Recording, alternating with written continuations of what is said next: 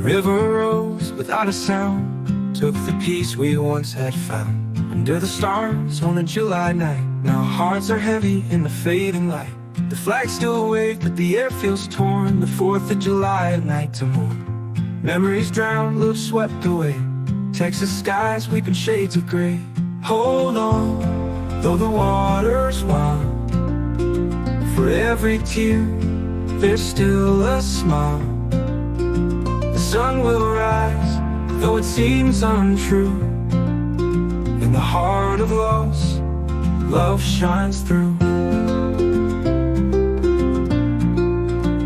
The flood has left a hollow way, 1,000 dreams it dared to take. But in the wreckage, hands still reach for hope's soft whisper love will teach. It flies above, they're watching still.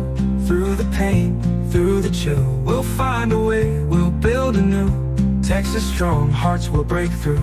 Hold on, though the water's wild. For every tear, there's still a smile.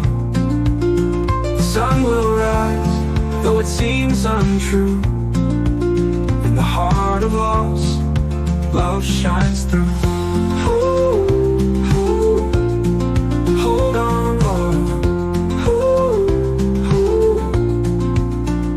Hold on, though the water's wild. For every tear, there's still a smile. The sun will rise, though it seems untrue. In the heart of loss, love shines through.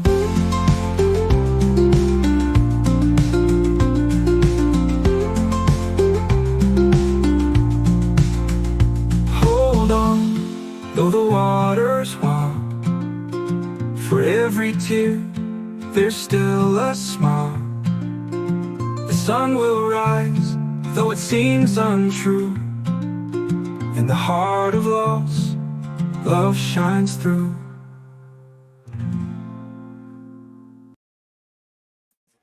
All right. Sorry, y'all. It's going to be an emotional stream for me.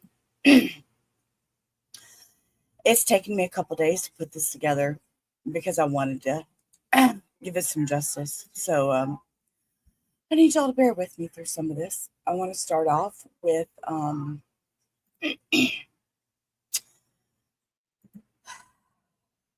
these are this is the letter from, I don't know if I can do this right. Hang on. Actually, no, we're not going to do this right now. First of all, we're going to start off with right now, Governor Abbott is doing a press conference. Governor Abbott's doing a press conference. And let me see. I'm trying, guys. Let me see. Here it is. It's right here. I got it. Y'all got to give me a minute. I got to get my stuff together. It's kind of emotional for me right now. So the press conference has already started, but I paused it. So we're just a few minutes behind.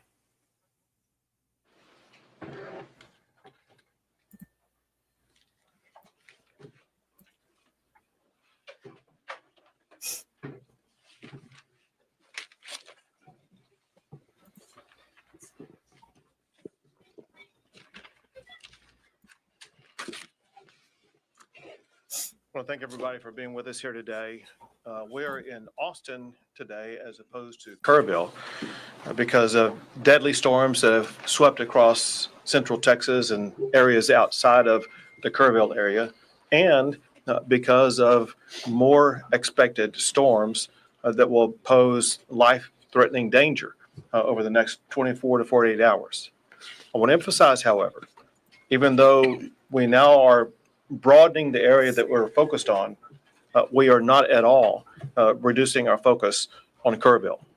They remain a key focus in so many different ways. We continue 24/7 operations to search for anybody who was affected by that deadly storm. We still have our Department of Public Safety assets, the National Guard, Texas Task Force 1 and 2, and game wardens, all fully engaged in responding to the disaster in Kerrville. We also intensify our focus on the families affected by this. They're going through horrific events that have turned their lives upside down. We're working to aid them, assist them with regard to counseling, grief, all kinds of things we can do to assist those families. One of the most important things that we can do is to address their greatest concern.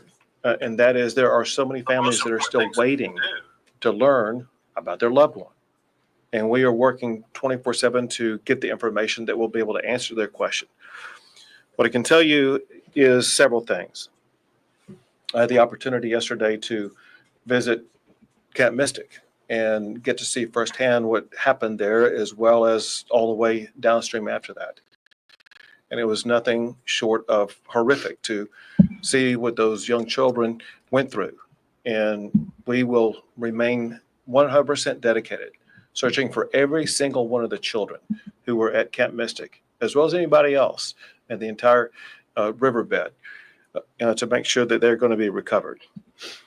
We know that parents and families, they want information, they want closure, and we want them to know that we are working as swiftly as possible to get them accurate information that will provide that closure. I do want to thank the local officials, city and county and otherwise, who also are working around the clock to make sure they are addressing those concerns. The information I'm going to give you is as of this current moment in time, knowing that this information will constantly change throughout the remainder of today, as well as in the coming days. In Kerrville and Kerr County, there are 59 confirmed deceased. There's still 11 missing from Camp Mystic. Separate from there, in the Central Texas area, there are confirmed 10 deceased. And across the state, in all the areas affected by flooding, there are 41 known missing. So important to emphasize this, especially in the Kerrville area. There were so many people who were just camping out, not children in camps, but adults camping out near the river, people in RVs and things like that. There are people who are missing who are not on the known confirmed missing because we don't yet know who they are. We will maintain our ongoing search throughout the entire river system to find anybody who may be missing. One thing that could help this is if you are a relative or friend of someone that you think was in Kerrville or Kerr County that you think is missing, please contact the local officials in Kerr County and let them know that you have the name, identification, and other information about a person who is suspected to be missing. If, however, you don't have confirmed information about that and you're making phone calls, you are slowing down the process of the first responders being able to respond to those who are clearly identified as missing. If you're doing that, you're interrupting official business, and that could be potentially illegal. Call only if you have specific information. While we continue the search process in Kerr County, we are now also beginning the process of responding to the disaster that took place. Includes things like debris removal. Anybody who's seen any images whatsoever in the Kerr County area, you know there's debris all over the place that makes roads impassable, that makes reconstruction projects unachievable, that makes search process more difficult. And the state and local governments are working now on that debris removal process. That process is improved because of President Trump's swift declaration of our major disaster declaration. He ensured in less than 24 hours that major disaster declaration was approved, ensuring that state and local governments are going to have more resources to be able to respond to that disaster, more resources to begin the debris removal, more resources to help individuals who've been impacted by this, as well as local governments that have been impacted by this. Bottom line is this, and that is the swift and very robust action by President Trump is an extraordinary help to our response. I also want to thank Homeland Security Secretary Kristi Noem, with whom I spent the day yesterday in Kerr County. I've been doing this a long time, and I've never seen anybody as responsive and as quickly in her response as what she was yesterday. She didn't wait to get back to us. She was able to, in a matter of minutes, get answers to very important demands. And on behalf of the state of Texas, we cannot thank her or the Trump administration enough. I've also been in contact with, and people reached out from Secretary Kennedy, Secretary Burgum, and others that in the entire administration are a tremendous help.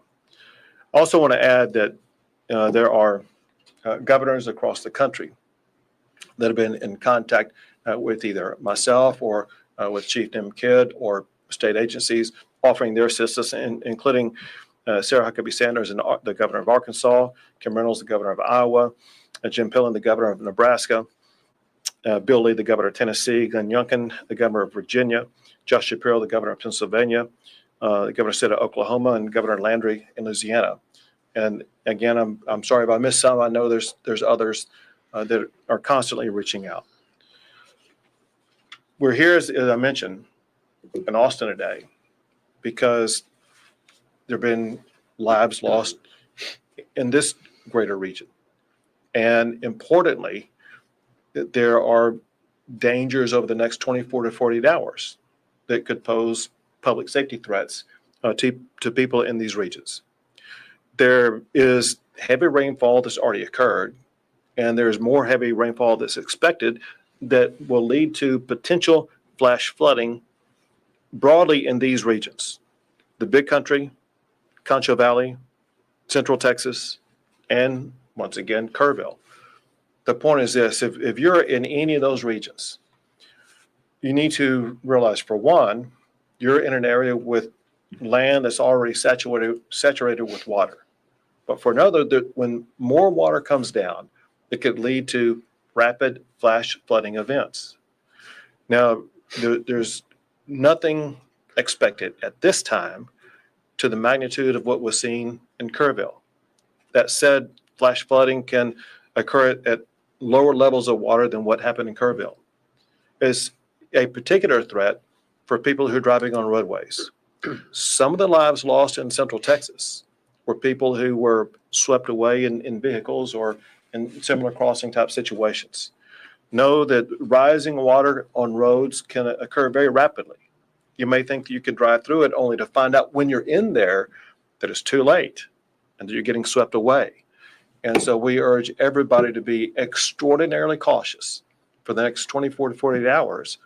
If there's any water on the road, you got to be safe. There's an old saying for a reason, because it's true, and that is, turn around, don't drown.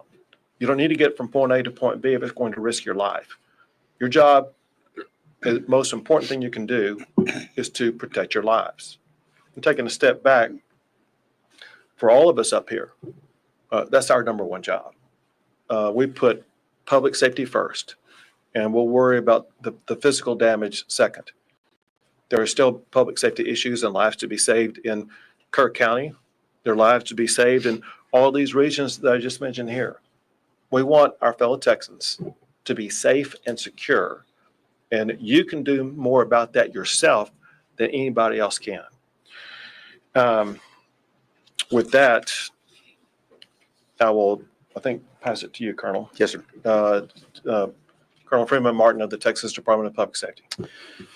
It's been a tough 3 days for Texans, and I can assure you here at this table today that everything that can be done is being done. Currently, we have operations going on in several different counties. Williamson County had 3 people missing. They recovered 1, 2 are still missing. Ongoing searching. Burnett County is missing, 2 people missing. The fire chief and a 17-year-old female. The Department of Public Safety is offering any and every resource that we have to help with those searches, whether it be boat teams, rescue divers, helicopters, drone operators, drones. So there's a lot of work being done. The governor's very accurate. The ground is saturated. So now a little bit of rainfall and watershed can cause issues. Williamson County is well aware of that.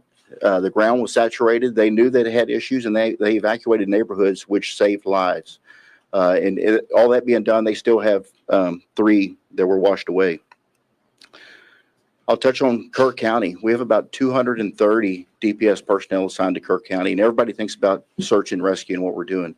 There's a lot of stuff going on. We're filling every gap. And first off, this is nothing negative about Kerr County. They've got a very good sheriff. Their fire chief is exceptional. Their police chief is exceptional. Everybody's working together. The outpouring of support, there's a lot of volunteers. There's a lot of good stuff going on, but there's a lot of, there's just a huge need, and it's a large area. So we're providing 18 tactical marine units with boats. We've got 65 CID personnel assigned, over 230 in total, 11 Texas Rangers, 28 from our special operations group, our SWAT guys. In addition to that, we've got 9 helicopters with tactical flight officers. We're providing cell towers and trying to solve the issues with the radio communications and their cell phone communications. We provided communications operators to embed with them to handle 911 calls and handle calls with the concerned family members. Dealing with the families of these missing individuals, there's no higher priority for us than finding those children. We've assigned commissioned personnel and victim service personnel to the family that are working. They're with them 24/7, can answer or address any needs that they have and get them any information they have. This is tough work, recovering them. So we have victim service personnel there to work with officers that are conducting the search operations additionally. We have some unidentified individuals at the funeral home, adults and juveniles. The Texas Rangers are collecting DNA from family members and from the deceased victims, and we're flying those to the University of North Texas in Dallas, and we will have answers with rapid DNA in hours, not days, to get some closure and information back to these families. We have, in the last couple of days, an outpouring of support from our federal partners, DEA, HSI, and FBI. We've embedded them with our search and rescue teams. This is tough work. It's hot. They're in the mud. They're removing debris. There's snakes. There's water moccasins. This is God's work that they're doing. So, the top priority is the family and the victims. Pray for them, but throw our first responders in there, because there's a lot of good work going on.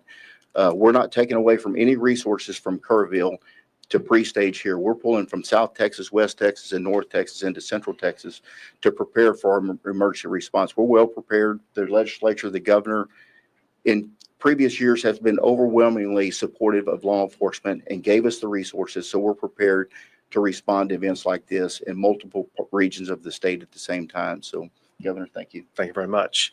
Now General Seltzer with the Texas National Guard. Good afternoon. The Texas Military Department remains decisively engaged across the flood operations area. Our current force composition, we have 230 personnel operating. We're flying 8 helicopters, and we've increased the size of our force of high-profile military vehicles to help evacuate people from high water areas. We've also expanded our operations area to not only include Kerrville, but we now have personnel operating in San Saba and Burnett. The additional resources we've added since our last briefing are a behavioral health officer in Kerrville, a chaplain in Kerrville. We also sent a chaplain to San Saba. We've expanded the state's Air Operations Center, which is a multi-agency air coordination center hosted by TMD, but it includes every agency that operates across the interagency in Texas. So inside that operations center, we can ensure that the right asset is going to the right location to do the right job.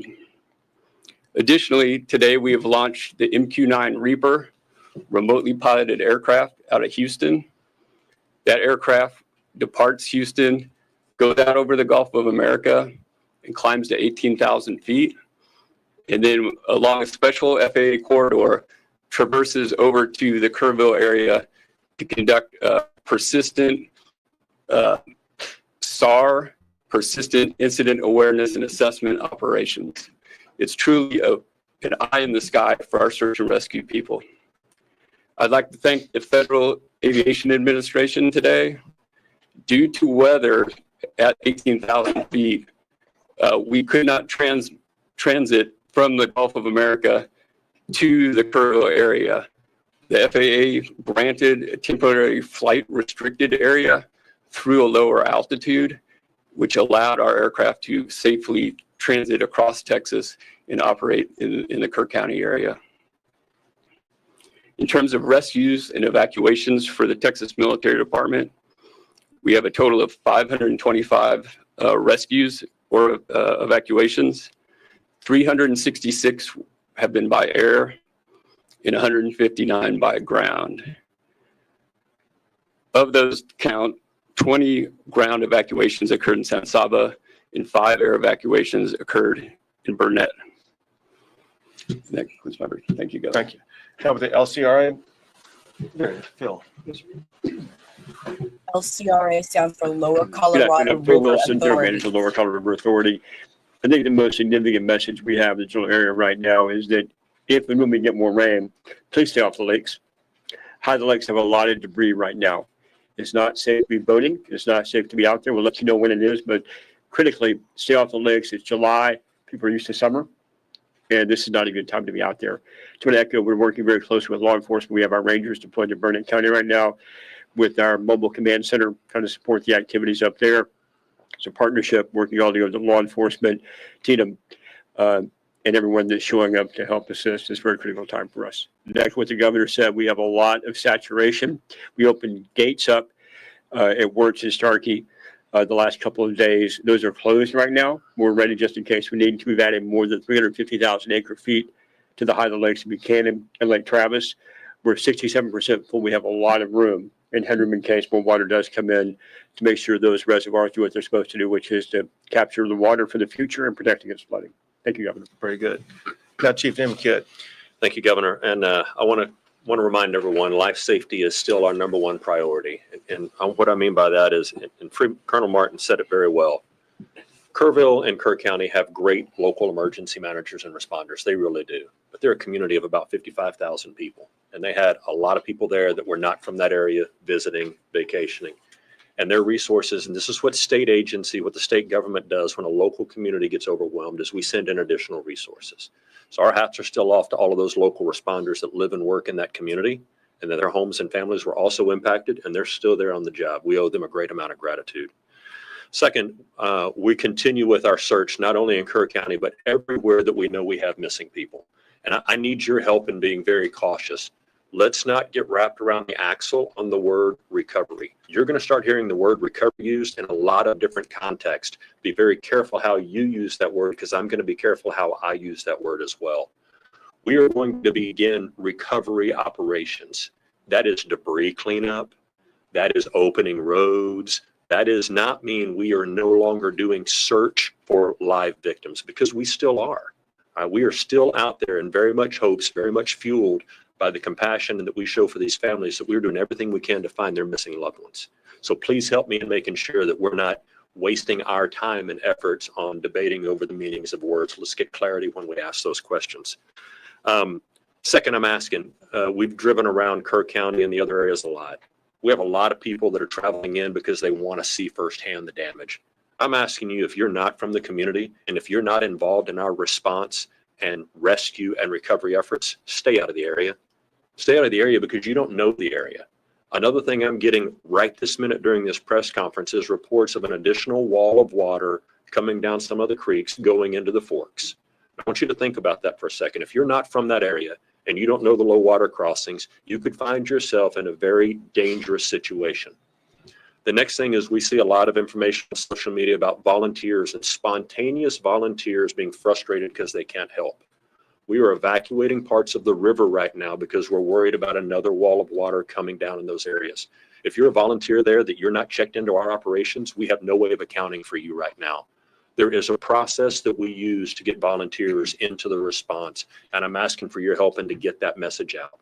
It's not that we think we don't need any help. It's that we want to make sure everyone helping is doing the job that we need, where we need it, and when we need it, and we have the ability to communicate with them.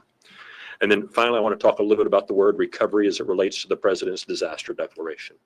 We are very excited to begin those recovery operations with our federal partners who have been here with us in the Emergency Operations Center since last Thursday, since before all of the actual flooding and disaster started. And we're going to work very close with those partners to help our local communities and our families that are impacted by this recover from this disaster as fast as possible. Thank you, Governor. Thank you. We'll take a few questions. Go ahead. I know that you mentioned 10 deaths in Central Texas. Is there any way you could give us a breakdown of the cities? We sure can. Chief Kidd has it. So we're showing, referring 3 in Burnett County, 1 in Tom Green County, 5 in Travis County, and 1 in Williamson County. And again, those numbers are a few hours old. Those numbers could go up, but that's what we had as the time preparing for this briefing. You said what county? Tom Green. Tom Green. Yes, ma'am. San Angelo area. You just said something about a wall of water that you're just now getting reports about. Can you talk more about that and what you're seeing there? Yeah, I'll share some of it. So I apologize for looking at my phone during the press conference, but this is the live updates that we're getting right now from the field. Is there are unconfirmed at this point reports of additional water coming in. And as the governor mentioned, there's rain still falling on the area. It's not going to take the same amount of rain that caused this damage to make the current water levels rise up, right? Because the ground is already saturated. So any rain that falls can be perceived as life-threatening rain. And so if you're in a low-lying area, we need you to move yourself out of that low-lying area. We've got DPS aircraft that are flying up to try to find this wall of water right now. And the people in the reported areas, again, unconfirmed, that are on our communication systems, we're asking them to get out of the water and out of the way so that we don't wind up having to do additional rescues. Governor, Go ahead. Alabama, CBS Austin, you had mentioned that there are dozens of central Texas missing. Local resources can't continue searching in the dark of the night. Does this federal disaster declaration mean that we have federal resources to continue searching when it's pitch black? Sure. Well, first of all, on the federal disaster declaration, it applies right now to Kerr County. Let me go back. Let me see the total, my disaster declaration counties. So let me walk you through this. So I made it an original state disaster declaration, and then I amended it to add more counties. Let me first go back over those counties, then I'll explain to you what's going on. Under the state disaster declaration includes the following counties: Bandera, Bear, Burnett, Caldwell, Koch, Comal, Concho, Gillespie, Guadalupe, Kendall, Kerr, Kimball, Llano, Mason, McCullough, Menard, Reeves, San Saba, Tom Green, Travis, and Williamson. That means that because of that the state is providing additional resources for those counties and state-based assistance. On the federal disaster declaration, for the time being, that includes only Kerr County. And they are waiting to see the magnitude of what happens in other counties before they may potentially expand the federal disaster declaration to include other counties. So for now, local resources have to stop search and rescue efforts when the fall. That's not accurate. No. We have drones and helicopters that have thermal and night vision and FLIR where they can search at night. Our special operations groups have that. And, you know, at the law enforcement level, we don't really wait for a federal declaration. The feds come. They're there. They're helping. They offer assets and resources. You know, this helps with funding and additional resources and bringing in from out of state. But our local federal partners they're very involved. So we've, yeah, of course, we're a lot more productive during the day, but we search at night and we're seeing some really good results, which is good. But the bad news is you will see the death toll rise today and tomorrow. One other thing to add to that is the U.S. Coast Guard, part of the federal government, was here working long before the declaration was granted based on our partnership and relationship. So we still have Coast Guard assets here and they will operate at night as well. Thank you for the question. Go ahead.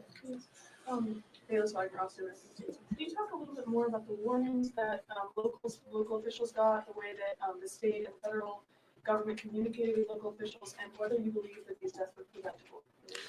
So there were multiple steps taken by the state that I'll let Chief Kidd talk about, but the state began setting up operations in preparation for what could happen in Kerr County.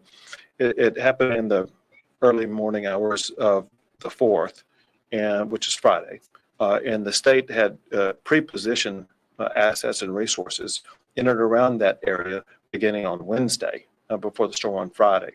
As we learned more on Thursday, more assets were provided in various regions. We knew, based upon predicted weather, certain regions where the rain may fall. There was an inability to know precisely where that rain was going to fall and how much was going to fall where it did fall. And as far as what the locals may have done, Chief Kidd may know more than I, but I would leave it up to them to let you know. And listen, thank you for the question. We need to spend a lot of time trying to answer this question because from a technical perspective, there are multiple warning systems that are out there. And all of us can choose to sign up for warning systems in certain areas, depending on the local government that we're in and the way that their system works. There's a lot of talk about a program called WIA, the Wireless Emergency Alert, and IPAWS, the Integrated Public Alert and Warning System, and how they work or sometimes don't work. And then you have areas where there is no cell phone coverage. And if there's no cell phone coverage, it doesn't matter how many alert systems you sign up for, you're not going to get that. And then there's the NOAA weather radios from the National Weather Service. I'll ask you, how many of you have a NOAA weather radio by your bed at home? And so there can be all kinds of alert systems that are sent, and we know that some were sent, some general messaging was sent early, some urgent warnings were sent at various times, but just sending the message is not the same as receiving the message, having a plan to do something when you receive the message, and then the ability to implement that plan. And so I really would love to have a separate conversation with all of you about how we can continue to get the message to the public about what they need to do when they get a message, what they should do when that message is received, and how they communicate that back to their loved ones and family members. Let me add this also. I don't know if you guys saw this, but the city manager for Kerrville explained that on the morning of the 4th, he was out jogging at about 3:30 in the morning. And it just then began to rain a little bit. He got home and saw that it rained a little bit more. And he saw after that, the torrent of water that was coming down the river.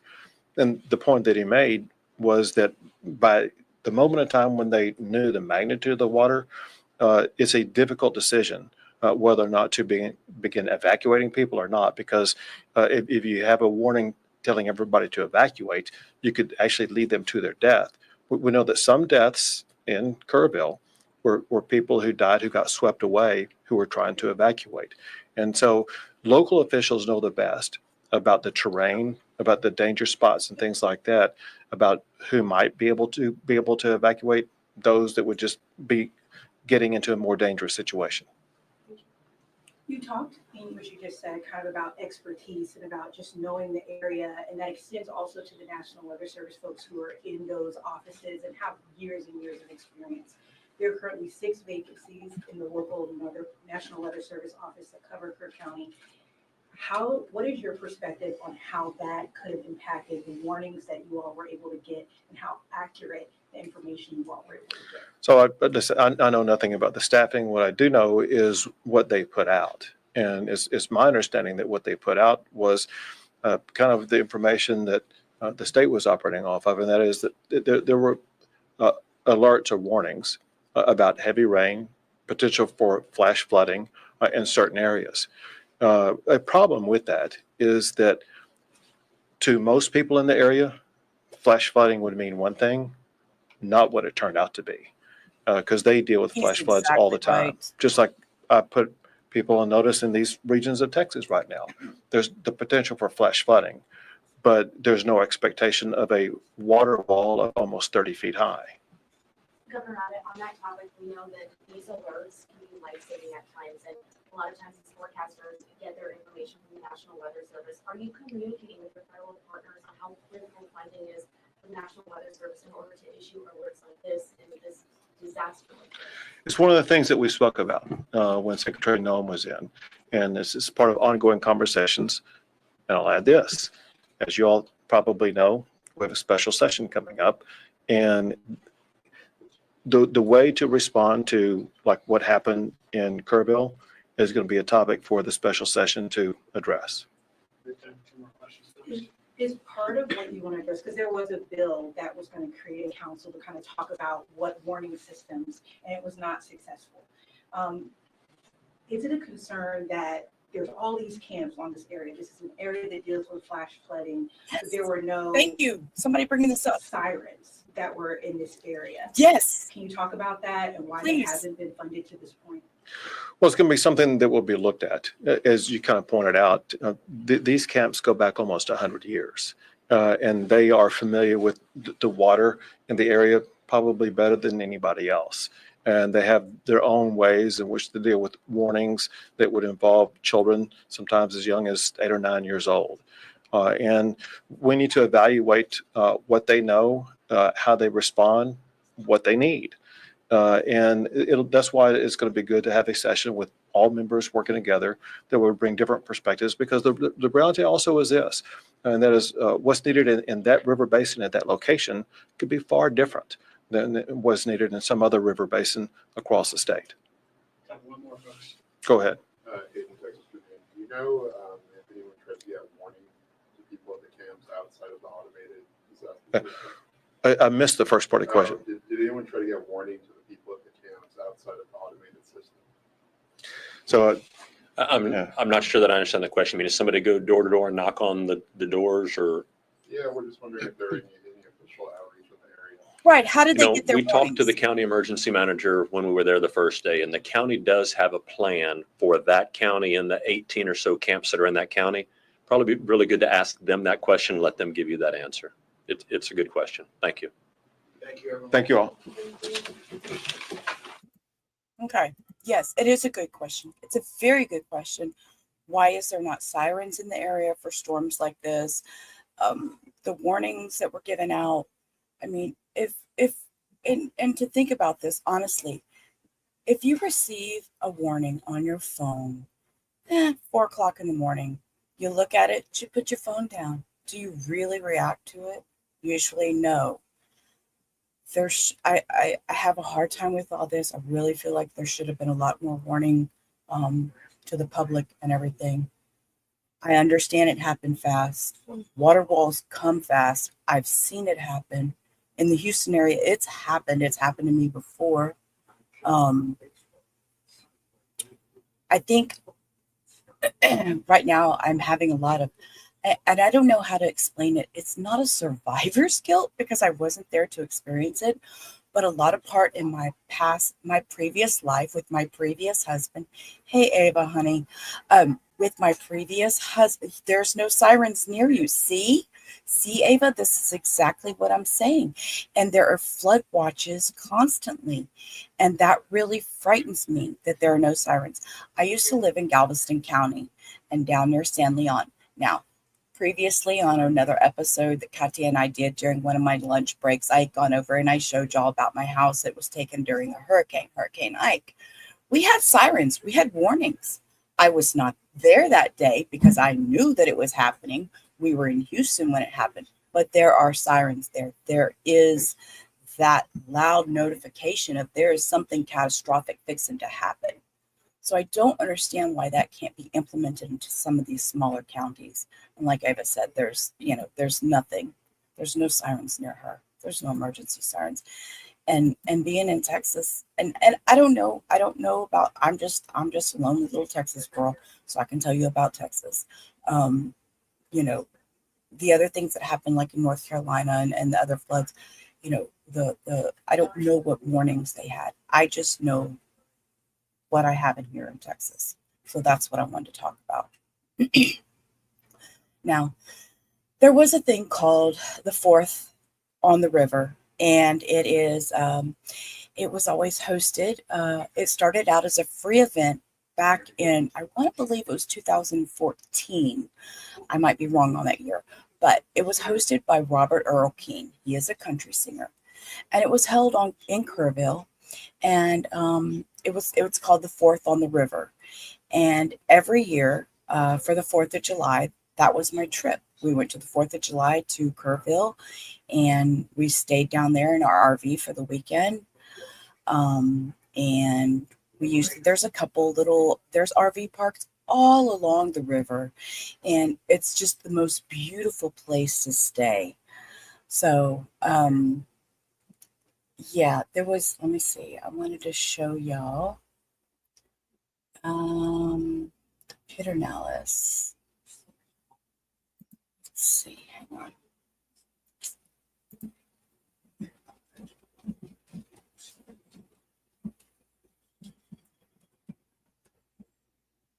Okay, actually, let me show you this real quick instead. So this is the park. This is the park that it was held at all the time. This is in Kerr County. This is the what's it called? Something Hayes, Kerrville, Shriner, Hayes, something. I can't remember. I can't remember. It's been some years ago.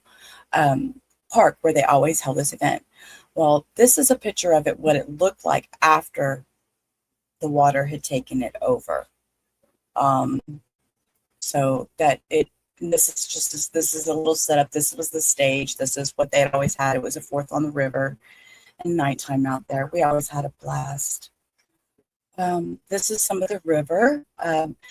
You see the people just float down the river. It's a Guadalupe. It's nice, cool water. It's a wonderful place to go. I can only imagine the disaster of this area. This was us out here in our little canoe, and I have videos now, and this bridge that you see in the background of this picture, this is one of the bridge you see that's overtaken by water in one of the videos. That's the one with the concrete barrier, with the concrete railing on it. You'll see, we'll do a video. I have a video of that bridge overtaken with water. And this is also in Kerrville.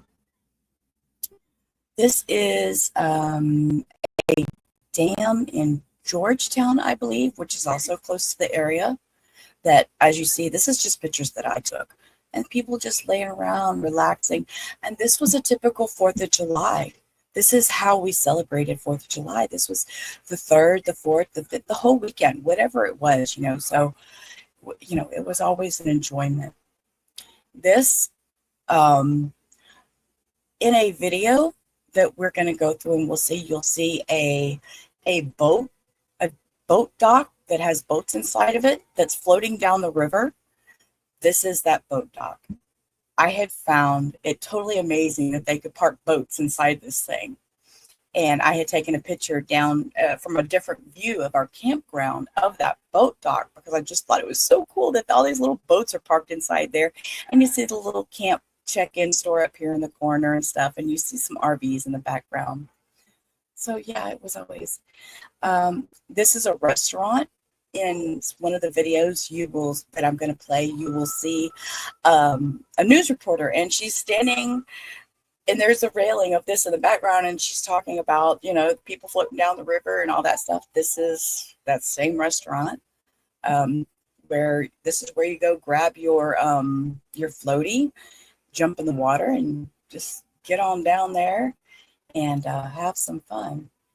And this is about the Pedernales River. And this was a sign that is out there. It said, this section of the Pedernales River has been closed since 1977 to park visitors for swimming, wading, and tubing due to hazardous conditions which can exist with rising water undertows and rocks worn smooth by flood waters. Now, I do have a video of, let me see if I can find it real quick. My video of the Pedernales.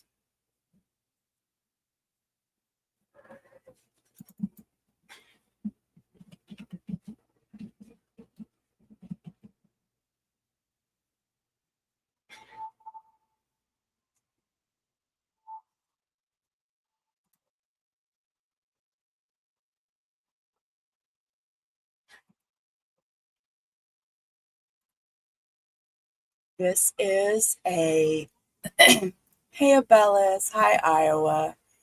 Thank y'all so much for being here. I'm just kind of going over, just showing some memories that I have, and then I'm going to actually go through some of the lost See, I'm choking up again. The lost videos. So, and it'll go more about the information of the news stuff. So, but this is Pedernales Falls. It's a state park. I was trying to find, I had a video of the actual river flowing. But you see, it's a very dry, let me take that off so you can see. It's a very dry riverbed. It's a very dry, it has little pockets of water. And so this is what it was previous. Oh, here it is. Here's my video. I'm sorry. Here's my video of the actual. This is just to show that there is really no river flowing. It's a very, it's a dry bed. So to see this, this is my personal video.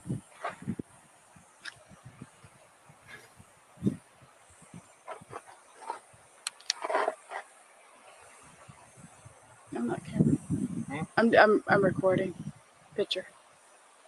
I'm telling him I'm recording in the background.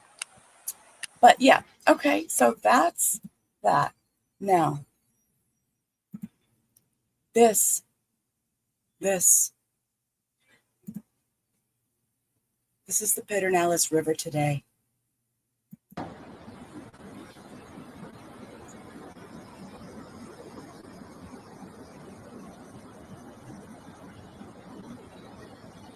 I didn't take this video. This is not me taking this video. This is somebody else. This is the same spot I was standing in.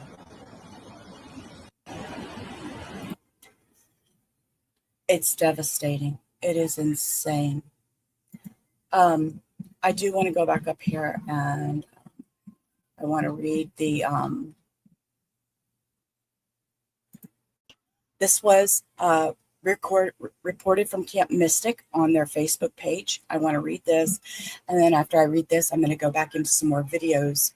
Yeah, it really puts it in perspective, Ava. It really does, because that was my personal video, and I think the date on that video was 2016. So that tells you that was 2016. That was 9 years ago. So this was a post from Camp Mystic, from one of the owners. I'm going to try and read this without choking up, so bear with me, guys.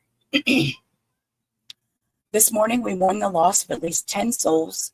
Now, this was July 4th morning, keep in mind, so this has been updated since. This was an earlier post. I don't have a current post, but they will talk about it in some of the videos we're going to watch in just a minute. This morning, we mourn the loss of at least 10 souls from Camp Mystic, including a beloved camp leader, Dick Eastland, and precious young campers. This is in addition to the 25 lost lives reported last night.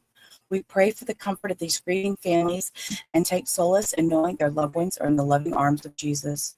First responders worked all night doing search and rescue, and will be providing significant updates today.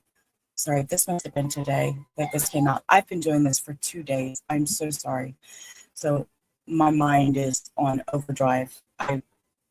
This has really been emotional for me. So I apologize for being off on some of my facts. So please don't quote me on dates and times right now. There'll be a press conference at 10 a.m. and I'll post details soon as they're available.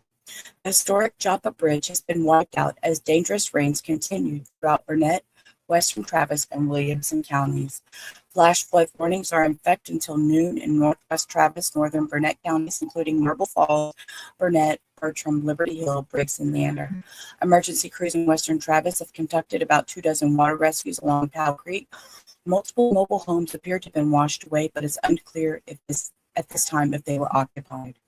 Evacuation shelters and high ground refuges have been established throughout Burnett County, including Burnett's Community Center, Starbucks, and Northwater, Burger King, and Marble Falls, Partners in Buchanan, Marble Falls Middle School, and Cassie Community Center. Flooding is not expected along Lake Marble Falls and Lake BJ, or LBJ, which is Lyndon B. Johnson, and LCRA, which is the Lower Colorado River Authority, is not expecting to have to open a gate at Mansfield Dam. There's emergency relief centers set up in Bernie, accepting donations of hygiene items at 10233 Headwind, clothing, food, water, pet supplies. Please continue to pray.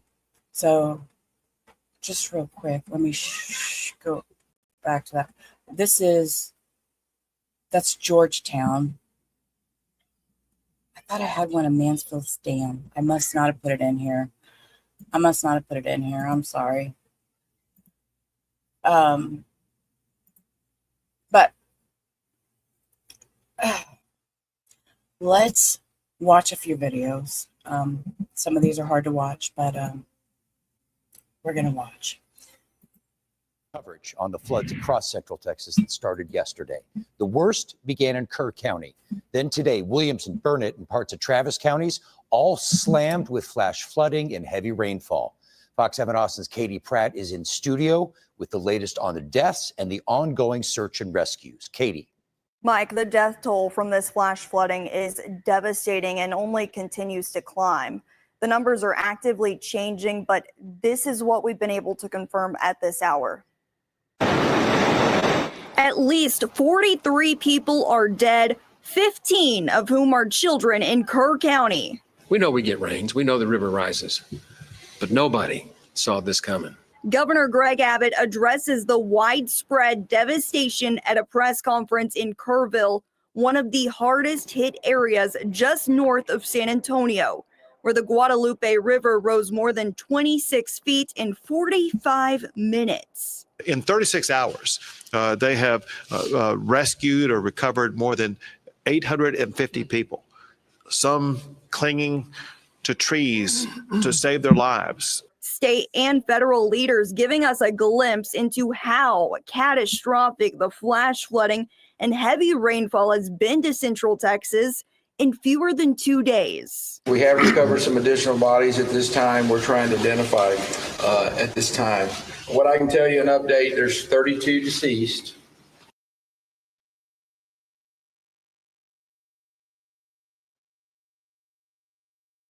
This is a picture from inside a Camp Mystic.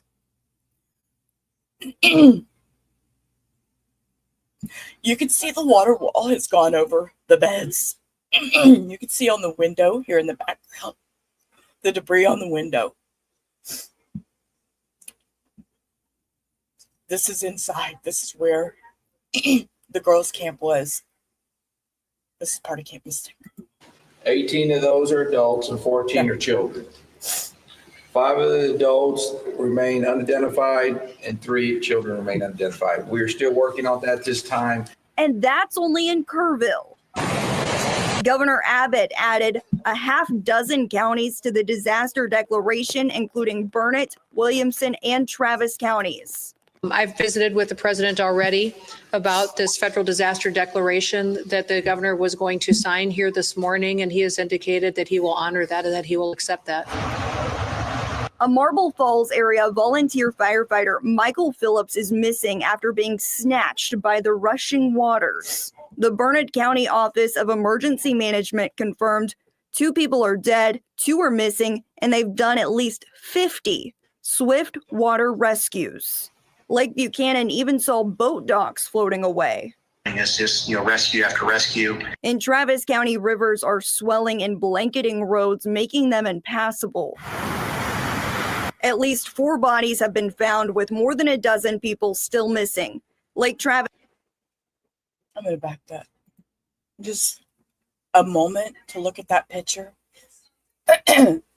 These are campers. These are where people were sleeping that night when these waters rushed in.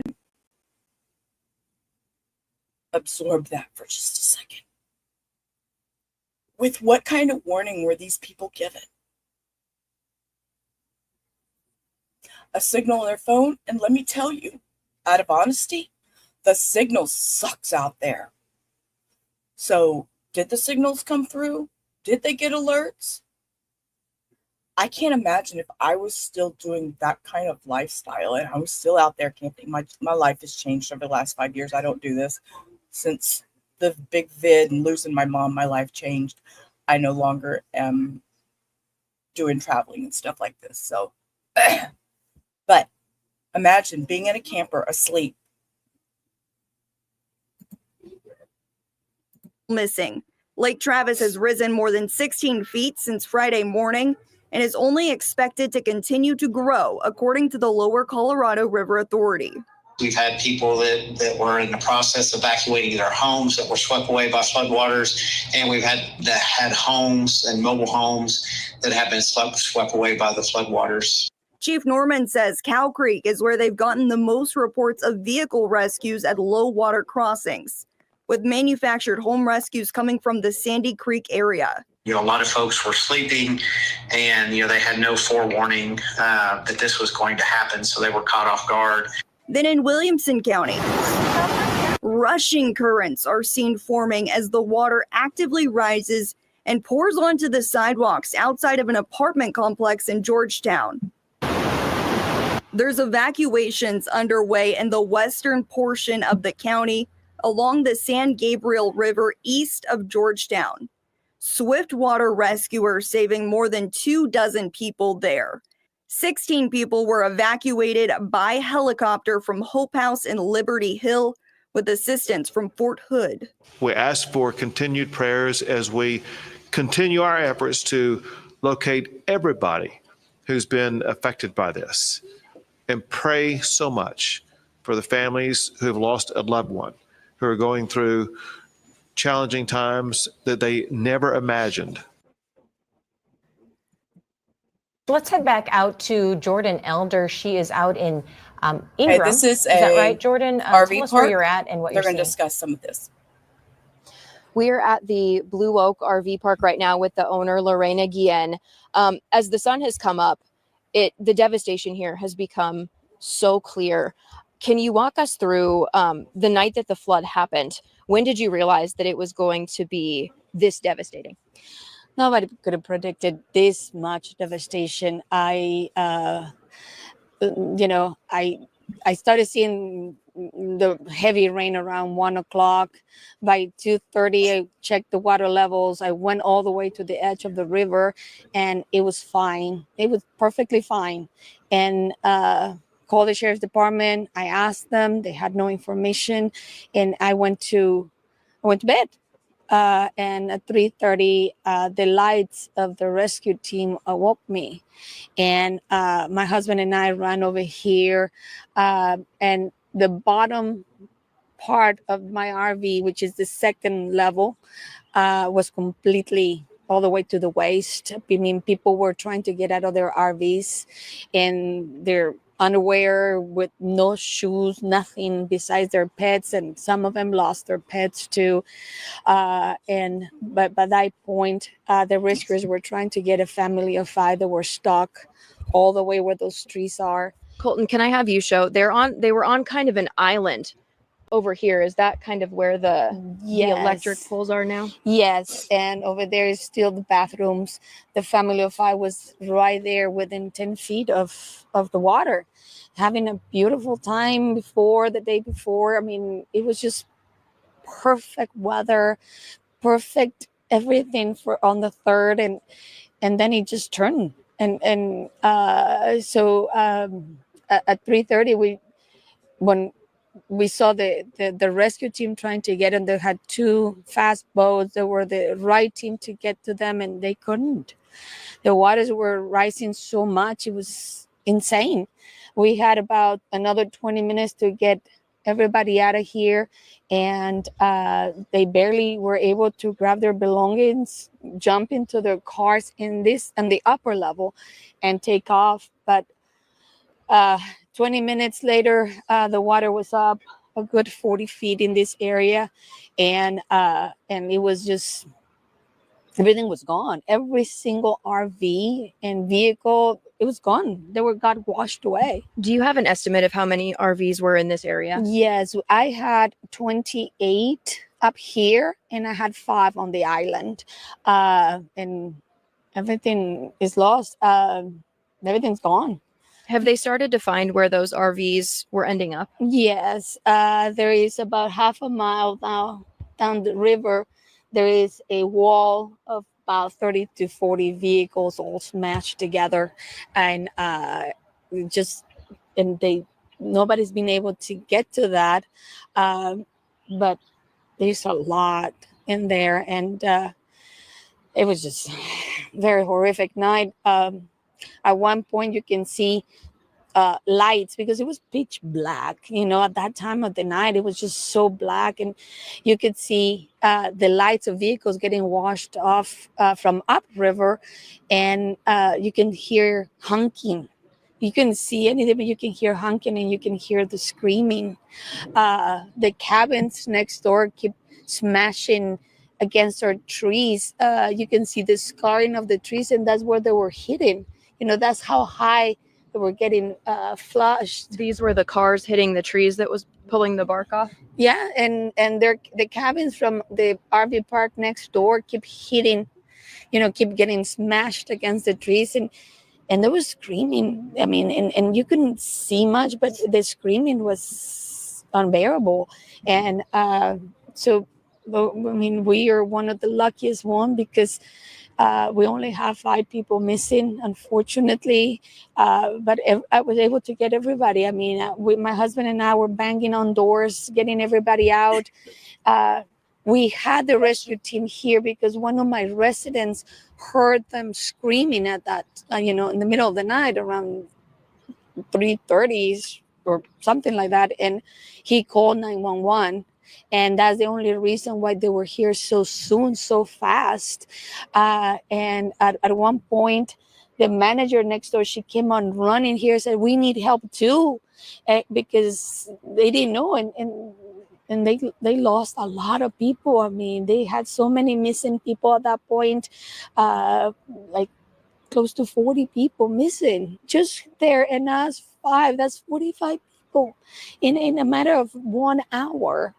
So it's just incredible. I mean, the force of that water was so insane. Nobody could get into it.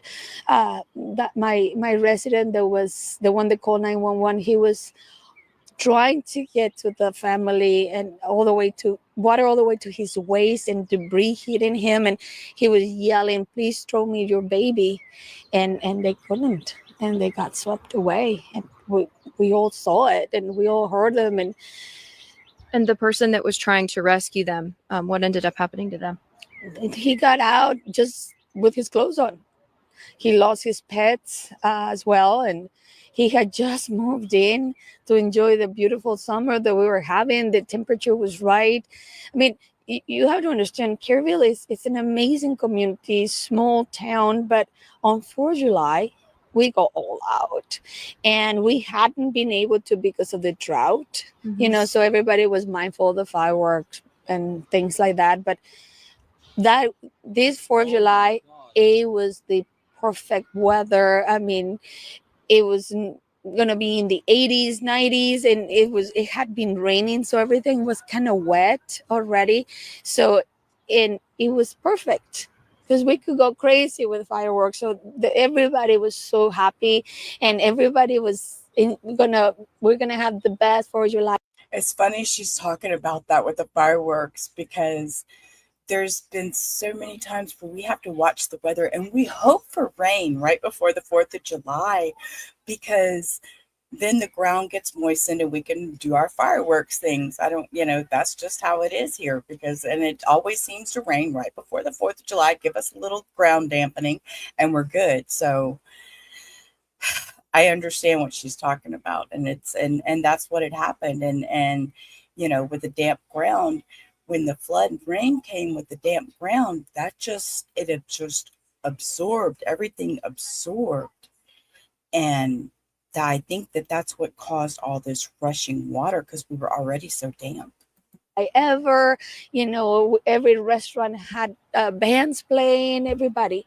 And we were all full. I mean, there were tents camping along the river all the way to New Braunfels. And what happened to them? I mean, there is no way to account for those people. I mean, and I know, and the way she's describing it is basically they're in Kerrville. What they do is they wake up on the 4th, and then everybody goes out to the park. the Louise Hayes Park, and that's what the name of the park is, Louise Hayes Park, and they're going to have their 4th on the river and all that, and it's a huge all-day party. So you can imagine all these people came in the night on the 3rd, stayed the night, expected to get up the morning of July 4th, that Friday, and enjoy their Friday at the river doing this big, big festival out there that happens every year. Happens every year. You think, oh, 2-3 days off. A lot of my employees live day by day, and so do I. My husband and I bought this property 4 years ago as our retirement plan, as our little piece of paradise, and that's what it was. Has anyone from the city, the county, the state, have they come to visit you? No, not at all. Not one single one. And that's why, I'm talking to you guys to bring awareness of the area. We need so much help. I mean, I'm just don't understand why we have so many military bases in Texas with people there right now. Why couldn't they be here now? I mean, San Antonio alone is just an hour away. We have Lackland, we have Fort Sam Houston, Del Rio has a military base, El Paso. Everybody could have been here that day to help, because yes, I understand the National Guard is rescuing and recovery, which is obviously essential, but that wall of cars half a mile down here with 30-40 vehicles, they have to look. That is part of the recovery, because I know there's bodies buried in there. We know that. I mean, every time we tried to get some of the debris against the tree, we're afraid that we're going to find somebody in the middle of it. So the clean up is part of looking to see what they can find. Maybe I don't know. I just think we should have gotten help a lot more, because all the cleanup that has happened here, and believe me, it's very clean up. They already dug up a car from my parking lot, and that was completely buried. It was done by volunteers. I had probably about 60 or 80 people in here volunteering, helping, and that's how we were able to clean this much up and be able to drive over. But that's it. I mean, we need the military. We need our military here to help us with this incredible disaster. I mean, I have some of my customers are in their 90s, and no one has ever seen a flood with this magnitude. No one, not even the 87, the 98, the 2000 and whatever. No, this is a 500-year flood. So you mentioned that you were out knocking on doors, telling people to evacuate.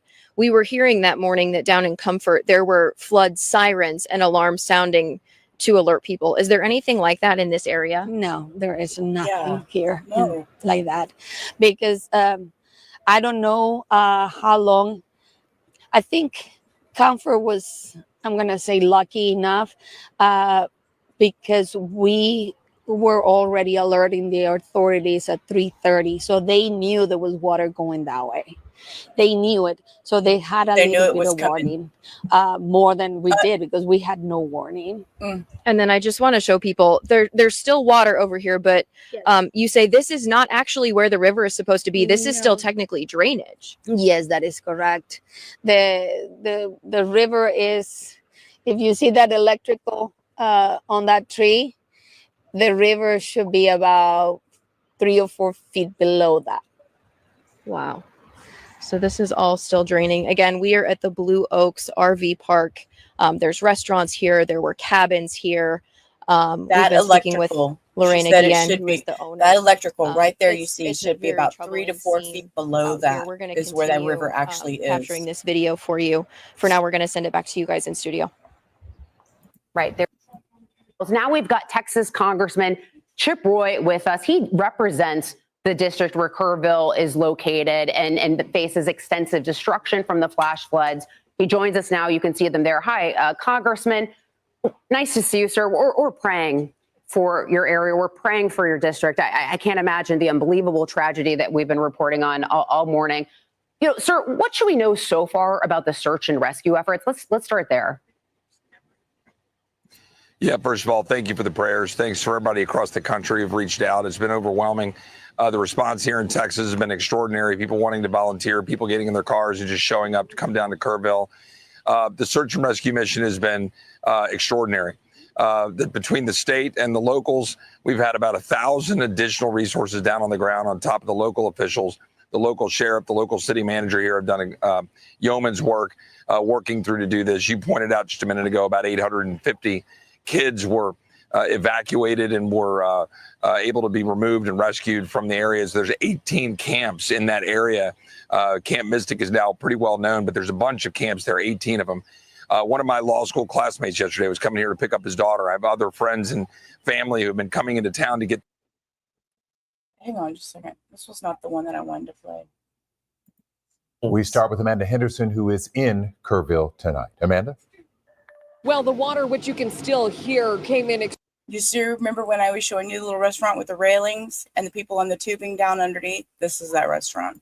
Extremely quickly, and trees were snapped like toothpicks. Families saying they really didn't have much time to realize what was going on. That includes Christina Wilson and her fiance, Julian Ryan. They were at their home in Ingram, about 15 minutes from Kerrville, when they say everything happened all at once. He died a hero, and that will never gone unnoticed. Through tears and shock, the family of 27-year-old Julian Ryan tells us the father, brother, and fiance died a hero. In the early Friday morning hours, floodwaters suddenly swelled into the home he shared with his fiance and mother in Ingram, close to the Guadalupe River. And it just started pouring in. We had to fight the door to get it closed just so that too much didn't come in. And we ran back to the room and we started calling 911. Julian's fiance, Christina Wilson, says after 20 minutes, the water was up to their knees. Julian punching open a window to try and get her, their children, and his mother to the roof. It severed his artery in his arm, almost cut it clean off. Christina says they kept calling 911, but no one came in time to save him. About 6 o'clock, my husband was dead. He had lost all of it, all his blood. He looked at me and the kids and my mother-in-law, and he was, sorry, I'm not going to make it. I love y'all. Christina says she found her fiance after the water receded, but his body wasn't recovered for hours. Now, loved ones remember the man they call a hero. He was the hero out of this story. Especially when they told him my brother is dying. They should have went to him first. I mean, that's how I see it. He's just the kindest person I've ever met in my life, and I will forever love him no matter what. The four stand together, saying more needs to be implemented to never let this happen again. All four of you, do you guys think that flood sirens would have saved lives in this situation? Most likely. Yes. Yes. They would have been, everybody would have been worried, what's that noise? What's that noise? We would have left. We would have went anywhere else. We have so many places we could have gone that were safe. In Kerrville, I'm Amanda Henderson, KHOU 11 News. A man simply. Yep. Sirens, that's what I keep saying. Heartbreak across Texas as the death toll rises again following the flooding in central Texas. 51 people are now confirmed dead, including 15 children. Crews continue working around the clock through flooded out roadways and bridges, trying to find survivors. Governor Greg Abbott maintains this remains a rescue mission, not recovery. Now here's a look at some of the victims in this disaster. Many families mourning their losses as others are awaiting answers. This is what's left of Camp Mystic following the flood early Friday morning. The main road to there is washed out. Some campers, they were actually trapped in muddy bunks, clinging for safety, waiting for rescue. Tonight, we are hearing from a Dallas camper that was rescued from Camp Mystic. Staying on higher ground, she was safe from the floodwaters, yet remains heartbroken for those deeply impacted. She and her mother sat down with NBC5's Katie Blakey. How are you doing today?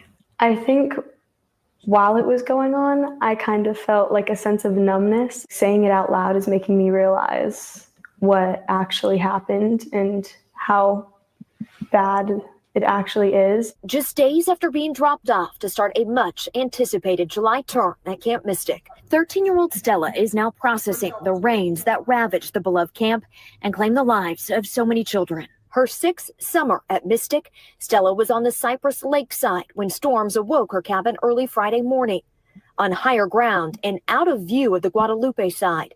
It wasn't until helicopters began buzzing overhead she realized something was truly wrong. I think it's the uncertainty that really shook up our cabin. Eventually, they were told campers along the Guadalupe had been evacuated due to flooding, but had no idea the scope of the crisis. Eventually, when we got... Oh, that's another view I have not seen. Hey, K-Swan. It's me here, love. Yeah, that's a view I haven't seen. This is inside Camp Mystic also.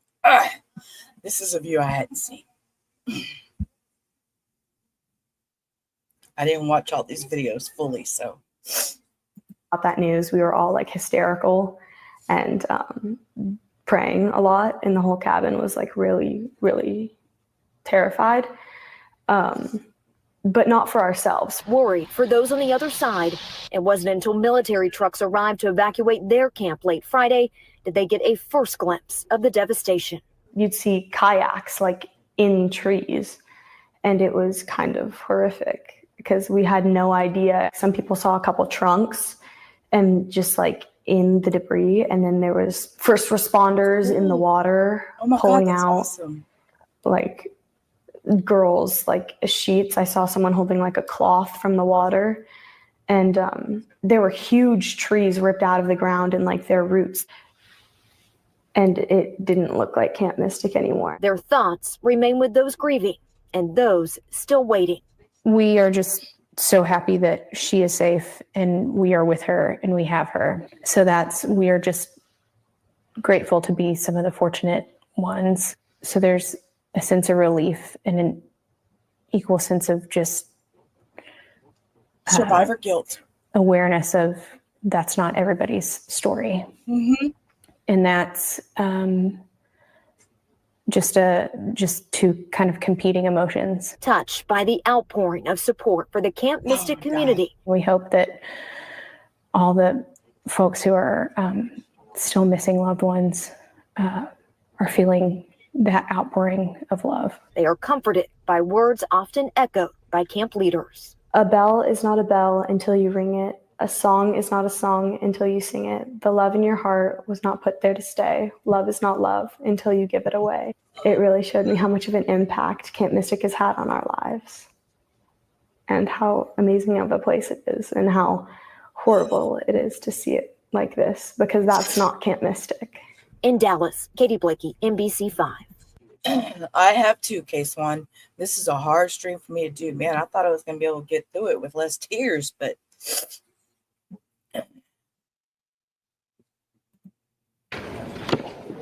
Good morning, everyone. This is the... hang on. I think I only have... This is one of the RV reports. This is Shady River RV Resort. I'm going to turn it down. This is just somebody's personal video. This is Georgetown. This is where I showed you the picture earlier. The picture I showed of somebody in a kayak with a bridge. This is that same area and campground. It was a beautiful campground. Easy hookups, easy way to go and enjoy your weekend, your 4th of July weekend. And to know that the water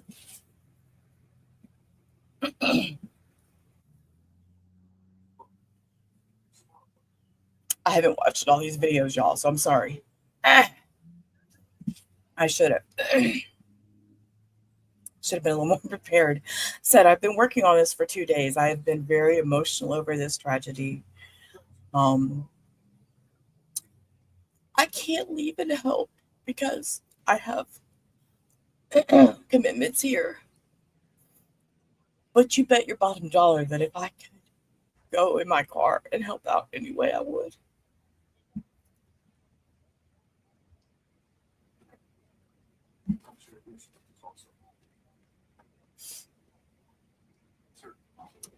This is just one of the campgrounds. And, you know, to hear that they're expecting more rain is just devastating to me.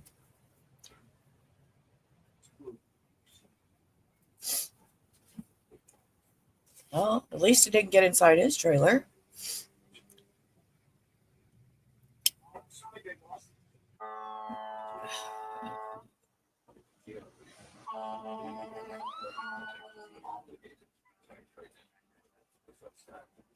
Whew. Hang on, let me look at one more thing. Okay, one more. As soon as I was woken up, I immediately just went into we need action. And then we'll This is switch what we to need X and see I a few made sure things. everyone was okay. What felt like 2 minutes was actually a 2-hour ordeal. Friday morning, 4th of July, we were all at the Airbnb. We were in town for 4th of July and for a friend's birthday, and we were waken up by one of our dogs, Nash. He was pawing at the door, and a friend of mine woke up, happened to open the curtain, and saw one of our 4 vehicles being swept away. And that's kind of when everything just became surreal. Everyone in the house woke up. All 13 of us that were in the house, we were, despite everything going on, we was pretty calm and collected. And we just went around just checking everything. We're on the second floor of the Airbnb, and the water was coming up to the floor. So it was going really quickly, and we were stranded. We were struck. One of the trucks that was merged underneath the house and was banging up against the pillar. So I was very worried that the house was either going to fall or the water was going to continue to rise. So we're one of the great, the lucky ones, and we're extremely grateful for all the local support there in Kerrville. And despite everything going on, people still have a heart and are willing to help out strangers. That's Texas, baby. Texas proud. Okay, I'm going to share this while I open up another thing really quick. This is, so, y'all have heard me mention Robert Earl Keen a few times. Robert Earl Keen was the original founder of the 4th of July on the river there in Kerrville, and he did it for free for many years. He retired in 2022. Yeah, 2022. From my understanding, he was supposed to be back this year just as a on-stage performance. If you never heard Robert Earl Keen, he sings a lot of backwoods Texas country songs, I would say. I don't know how to explain it, but I'm going to play this real quick. As most of you know, the Texas Hill Country, and namely my hometown of Kerrville, Texas, has been crippled by unprecedented flooding on the 4th of July. This has resulted in devastation across the area, and there are still many missing from the event, including campers from Camp Mystic, which holds a special place in mine and my family's hearts, as both of my daughters attended summer camp there.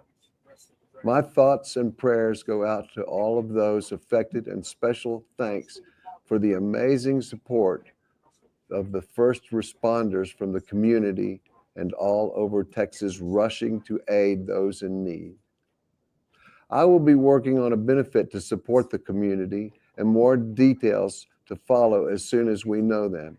In the meantime, please support those in need via the Community Foundation of the Texas Hill Country. That's the Community Foundation of the Texas Hill Country. There's a link here to donate to get aid to those in need as soon as possible. I will be donating 100% of the merchandise sales from our current tour to the Community Foundation as well. My sincerest prayers and condolences to all those involved in this tragedy. And please stay tuned as I work in partnership with the community to continue to support those in need.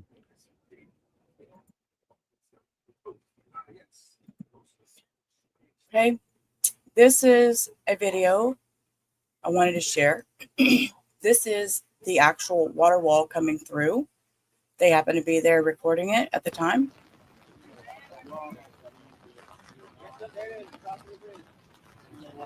This is the bridge. Remember me telling you the concrete on the bridge? The railing was concrete.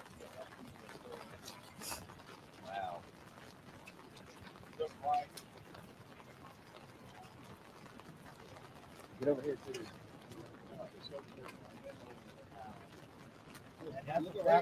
4 foot. Yep. Look, as it's coming over the road right there. That's where it started. Okay, let's go back.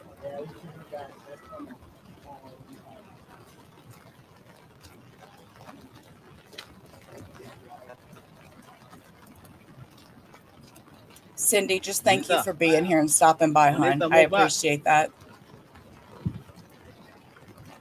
I appreciate everybody that stopped by today and watched, and anybody on the replay crew. I apologize for my tears and everything. This has been extremely emotional for me.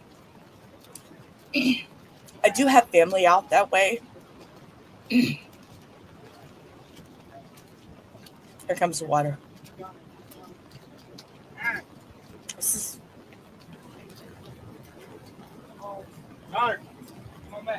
They need to back up faster. I'd been running backwards. I'm not kidding.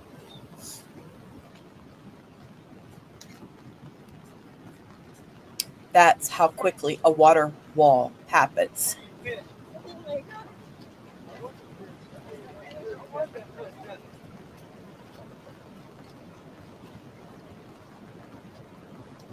This is not sped up. This is in. Yeah. All right. Honor, come back further.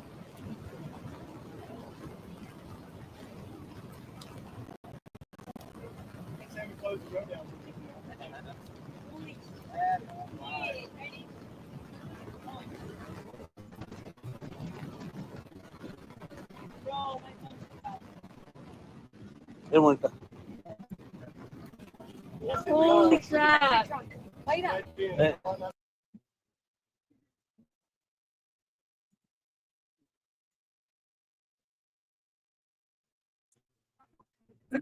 This is the floating.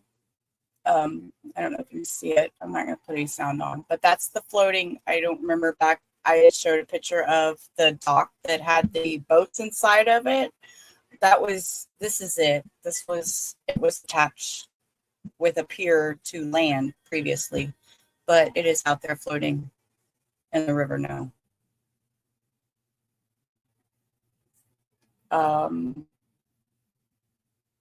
Yeah, that's the same Shady River. Here's another one I wanted to show. How fast it rose. This isn't, they did this on fast forward speed, so it is sped up. It is spelled up, but it does demonstrate how fast, yes, and deadly a water wall can be. How quick it can rise.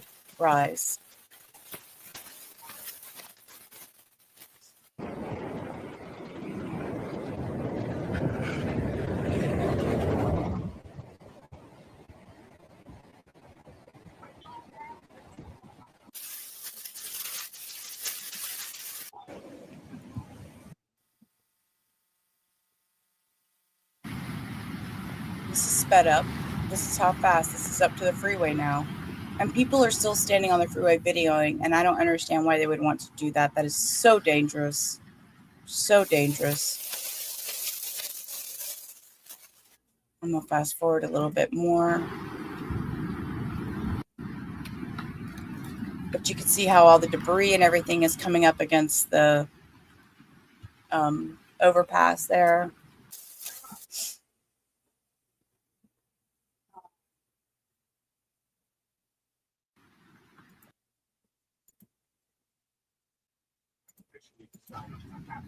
And evidently a house. There comes a house. There it is. That was the house that I don't know where this house came from. This is just devastating. There's a cat.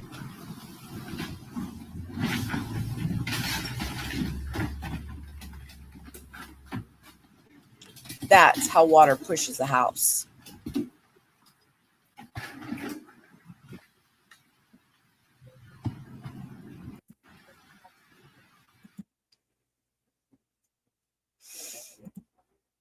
Okay, with that, I'm not going to be able to review.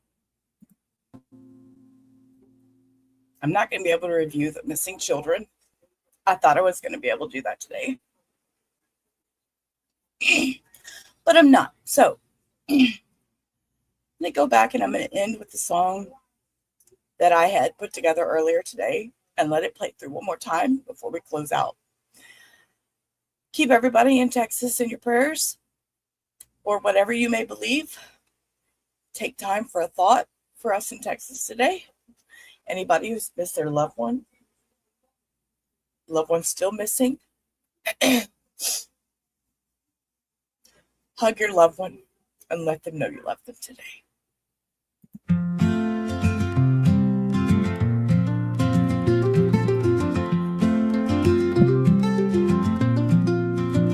The river rose without a sound, took the peace we once had found. Under the stars on a July night, now hearts are heavy in the fading light.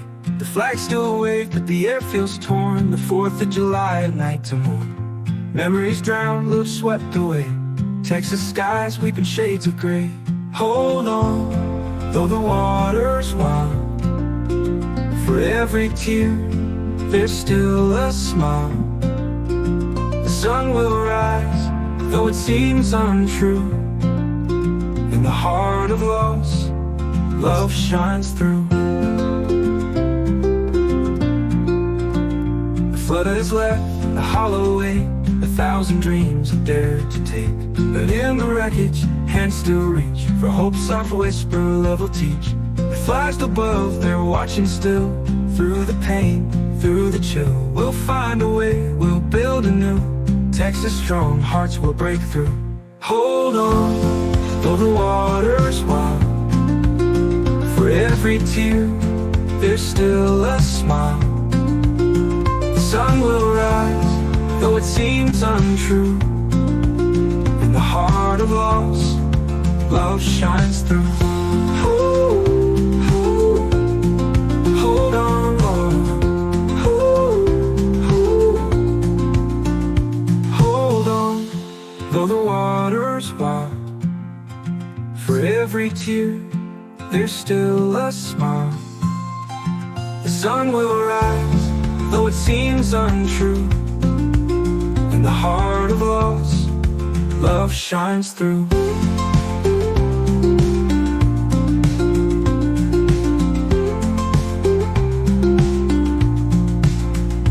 Hold on, though the water's wild.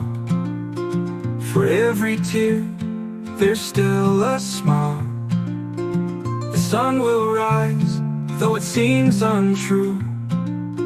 In the heart of loss, love shines through. And with that, I want everybody to have a beautiful rest of your day.